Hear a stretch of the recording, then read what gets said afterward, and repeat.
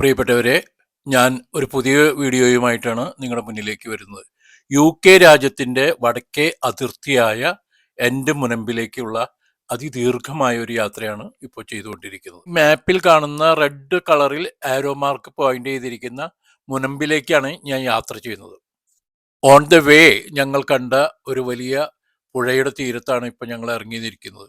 വലിയൊരു ശുദ്ധജല നദീതടമായതുകൊണ്ട് അത് കണ്ടപ്പോൾ വല്ലാത്തൊരു ആകർഷണം തോന്നി ഇറങ്ങുകയാണ്. ഞങ്ങൾ പോകുന്ന വഴിയുടെ രണ്ട് വശത്തും വളരെ ഗിരിശൃംഗങ്ങൾ, ഉയർന്ന മലനിരകൾ, പർവ്വതനിരകൾ കാണുകയാണ്.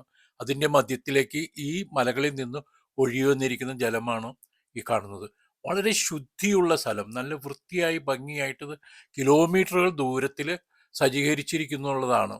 ഈ വെള്ളത്തിലൊന്ന് തൊടാൻ ഞങ്ങൾക്ക് തോന്നിയതുകൊണ്ടാണ് ഞാൻ ഇറങ്ങി തൊടുന്നത്. അതിമനോഹരമായ ഒരു പശ്ചാത്തലത്തിൽ വളരെ തണുപ്പുള്ള ഒരു ജലാശയം, അതും നല്ല വൃത്തിയിലും വെടിപ്പായും സൂക്ഷിച്ചിരിക്കുന്നു. ഇവിടുത്തുകാരുടെ പ്രത്യേകതയാണ് പരിസരത്തിൻ്റെ ശുദ്ധി നോക്കുന്നത്.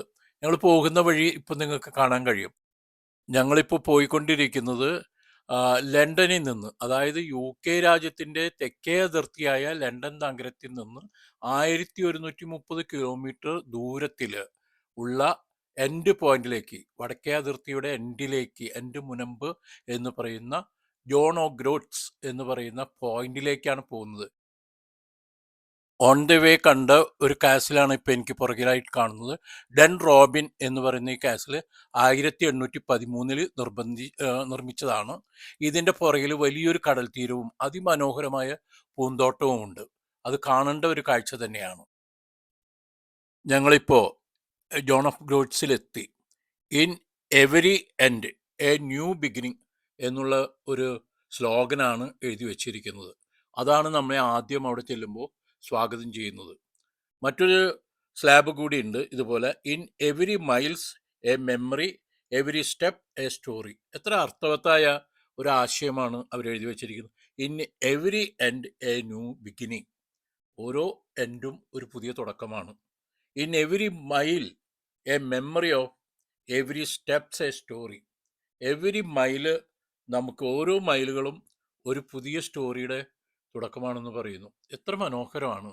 ഇപ്പോൾ കാണുന്നത്, സ്ക്രീനിൽ നിങ്ങൾ കാണുന്നത് ഈ എൻഡ് പോയിന്റിലുള്ള ഒരു ഫോട്ടോ പോയിന്റാണ്.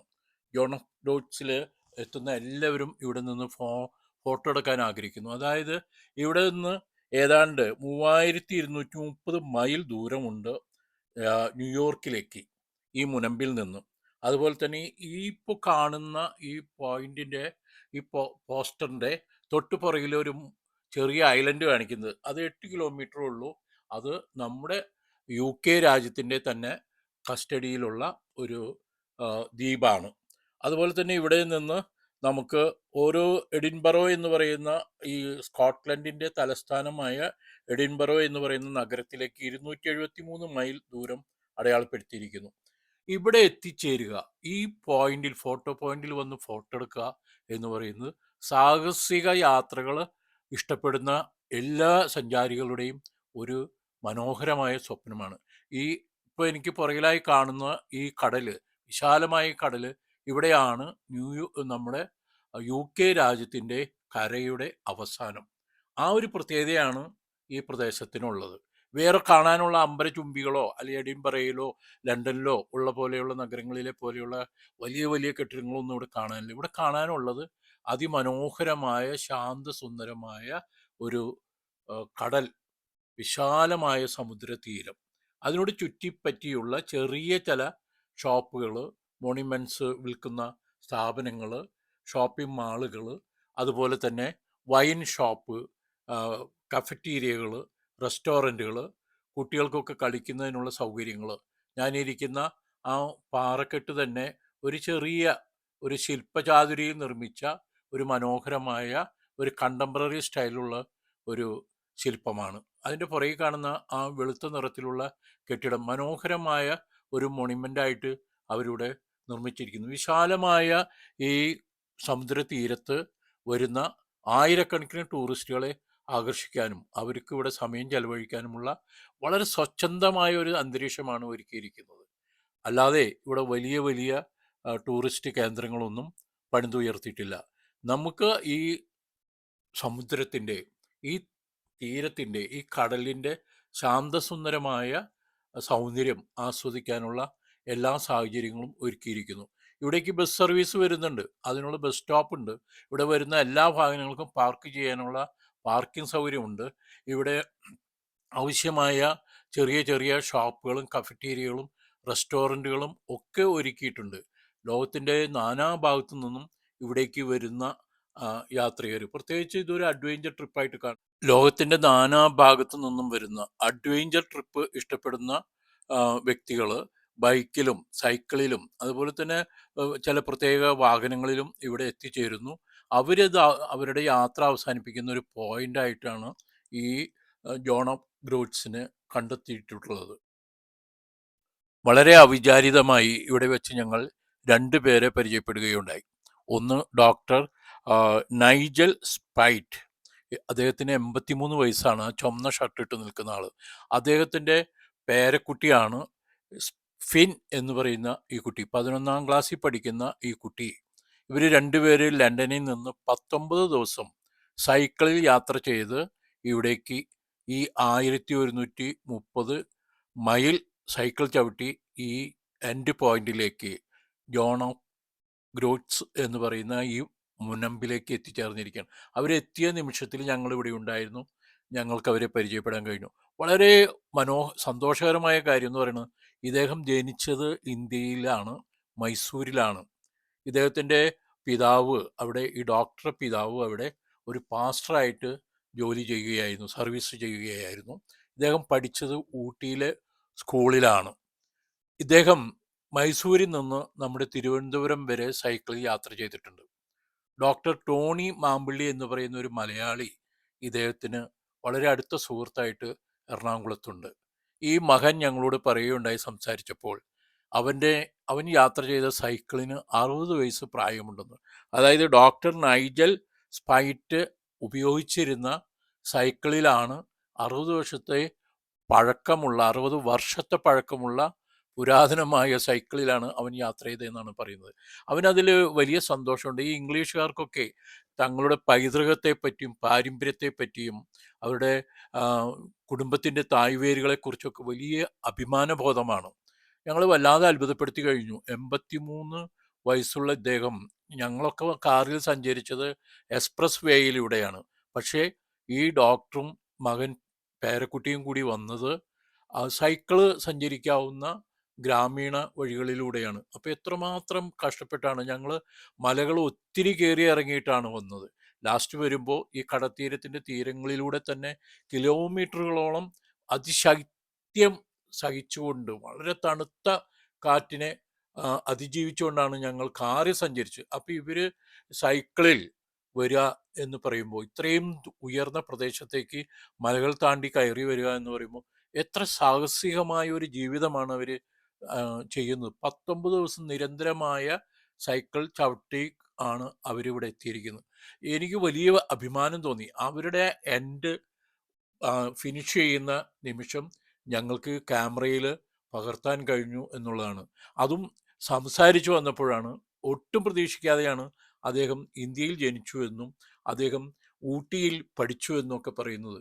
അത് തന്നെയുമല്ല, മൈസൂരിൽ നിന്ന് തിരുവനന്തപുരം വരെ അദ്ദേഹം നമ്മുടെ കേരളത്തിലൂടെ യാത്ര ചെയ്തു, സൈക്കിൾ യാത്ര ചെയ്തു എന്ന് പറയുമ്പോൾ വളരെ അഭിമാനം തോന്നി. അദ്ദേഹത്തിന് മലയാളികളെക്കുറിച്ചും ഇന്ത്യക്കാരെക്കുറിച്ചും ഒത്തിരി അഭിമാനത്തോടെയാണ് അദ്ദേഹം സംസാരിക്കുന്നത്. കാണാൻ കഴിഞ്ഞത് ഒരു അപൂർവ ഭാഗ്യമായി കരുതുന്നു. ഈ പ്രദേശം മുഴുവൻ ഇതുപോലെയുള്ള സാഹസിക യാത്രക്കാർ, ഞങ്ങൾ വരുമ്പോൾ വേറെ ഒരു കൂട്ടം ചെറുപ്പക്കാർ 10-15 പേരോളം ബൈക്കിൽ വന്നിട്ടുണ്ടായിരുന്നു. വളരെ വില കൂടിയ ബൈക്കിൽ അവർ വളരെ ദൂരങ്ങൾ താണ്ടി മറ്റു രാജ്യങ്ങളിൽ നിന്ന് സൈക്കിളിൽ ഇവിടേക്ക് എത്തുന്നു. ഇവിടേക്കുള്ള യാത്ര എന്ന് പറയുന്നത് വലിയ ഒരു സാഹസിക യാത്ര തന്നെയാണ്. കടലിൻ്റെ തീരത്തുകൂടി നമ്മൾ മലയുടെ മുനമ്പിലേക്ക് കയറി കയറി വളഞ്ഞു പുളഞ്ഞു പോകുന്ന വഴിയിലൂടെ യാത്ര ചെയ്യാന്ന് പറയുമ്പോൾ നമുക്ക് അഗാധ ഗർത്തങ്ങളൊക്കെ കാണുമ്പോൾ ഭയങ്കരമായിട്ട് ഭയം തോന്നും.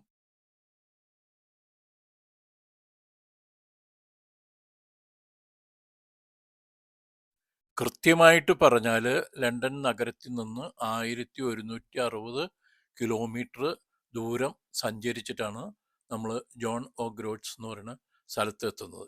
ഇവിടെ സജ്ജീകരിച്ചിരിക്കുന്ന സജ്ജീകരണങ്ങൾ മുഴുവൻ നമുക്ക് ഇവിടുത്തെ ആളുകൾ വരുന്ന ടൂറിസ്റ്റുകൾക്ക് ആസ്വദിക്കാവുന്ന രീതിയിലുള്ള വിധത്തിലാണ്.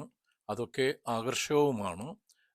ഒത്തിരി ഷോപ്പുകളും കഫ്റ്റീരിയകളും അതുപോലെ തന്നെ നമുക്ക് ഇരിക്കാനും ഈ സ്ഥലങ്ങൾ കാണാനും ഈ കടൽത്തീരം മുഴുവൻ ദർശിക്കാനുമൊക്കെയുള്ള സൗകര്യങ്ങൾ ചെയ്തുകൊണ്ട് അതും വളരെ വൃത്തിയായി വെടിപ്പായി ഭംഗിയായി ഒരു ടൂറിസ്റ്റ് കേന്ദ്രം പബ്ലിക് വരുന്ന ഈ സ്ഥലം എങ്ങനെ വിശുദ്ധിയോടെ സംരക്ഷിക്കാമെന്ന് വളരെ വ്യക്തമാക്കി നമുക്ക് തരുന്ന രീതിയിലാണ് ഈ അന്തരീക്ഷം മുഴുവൻ സജ്ജീകരിച്ചിട്ടുള്ളത്. ഇവിടെ നിന്നുള്ള ഒരു അസ്തമയം കാണുന്ന കാഴ്ച അതൊരു വല്ലാത്ത അനുഭവമാണ്.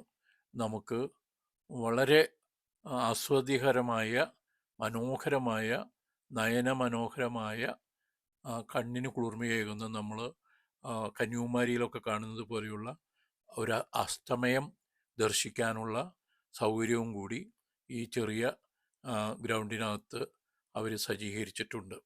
ഒത്തിരി പേരെ അത് ആകർഷിക്കുന്നുണ്ട്. ഇവിടെ ഇപ്പോൾ ഞങ്ങൾ വന്ന സമയത്ത് വലിയ തിരക്ക് അനുഭവപ്പെടുന്നില്ലെങ്കിലും സാധാരണ ഒഴിവ് ദിവസങ്ങളിൽ ഇവിടെ വളരെയേറെ ജനങ്ങൾ പല സ്ഥലത്തു നിന്നും ലണ്ടൻ നഗരത്തിൽ നിന്ന് മാത്രമല്ല, അതുപോലെ തന്നെ സ്കോട്ട്ലൻഡിൽ നിന്ന് മാത്രമല്ല, പെറുവിൽ നിന്നും USA നിന്നും ഒക്കെ ന്യൂയോർക്കിൽ നിന്നൊക്കെ ആളുകൾ ഇവിടെ എത്തുന്ന ഒരു ശ്രദ്ധേയമായ സ്ഥലമാണ്. ഒരു രാജ്യത്തിൻ്റെ അതിർത്തി രേഖയിൽ ചെല്ലുക എന്ന് പറയുന്നത്, ഇപ്പം നമ്മൾ കാശ്മീരിലെ ഇന്ത്യയുടെ അതിർത്തി രേഖയിൽ എത്തുക എന്ന് പറയുന്നത് പോലെയുള്ള ഒരു സാഹസിക അനുഭവം തന്നെയാണ് നമുക്കിവിടെ ഈ UK രാജ്യത്തിൻ്റെ അതിർത്തി പോയിന്റിൽ എത്തപ്പെടാൻ കഴിഞ്ഞു എന്നുള്ള ഒരു അഭിമാന നിമിഷം. അതൊരു വലിയ ഒരു അനുഭവമാണ്. ടോം ടോക്സ് തൃശ്ശൂരിൻ്റെ ഈ പുതിയ വീഡിയോ ഇവിടെ അവസാനിക്കുകയാണ്.